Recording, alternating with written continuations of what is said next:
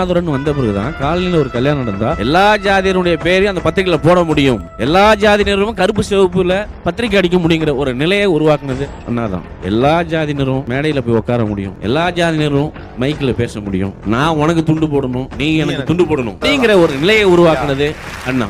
துண்டு போடுறதுக்கே ஒரு போராட்டம் நடந்திருக்கு. அந்த போராட்டத்தை தான் அவர் காமனா நடத்தினார், பழக்கத்தை ஒழிச்சாரு. துண்டு போடக்கூடாது, தோல்ல துண்டு போடுறவன் இழி ஜாதியினர் உயர்ந்த ஜாதியினர் முன்னாடி துண்டு போடக்கூடாது அப்படிங்கிற நிலையை எடுத்தார். அண்ணாதுரைன்னு வந்த பிறகுதான் காலையில ஒரு கல்யாணம் நடந்தா எல்லா ஜாதியினுடைய பேரையும் அந்த பத்திரிகையில போட முடியும், எல்லா ஜாதியினரும் கருப்பு சிவப்புல பத்திரிகை அடிக்க முடியுங்கிற ஒரு நிலையை உருவாக்குனது அண்ணாதான். எல்லா ஜாதியினரும் மேடையில போய் உட்கார முடியும், எல்லா ஜாதியினரும் மைக்ல பேச முடியும், நான் உனக்கு துண்டு போடணும் நீ எனக்கு துண்டு போடணும் அப்படிங்கிற ஒரு நிலையை உருவாக்குனது அண்ணா. துண்டு போடுறதுக்கே ஒரு போராட்டம் நடந்திருக்கு. அந்த போராட்டத்தை தான் அவர் காமனா நடத்தினார், பழக்கத்தை ஒழிச்சாரு. துண்டு போடக்கூடாது, தோல்ல துண்டு போடுறவன் இழி ஜாதியினர் உயர்ந்த ஜாதியினர் முன்னாடி துண்டு போடக்கூடாது அப்படிங்கிற நிலையை எடுத்தார்.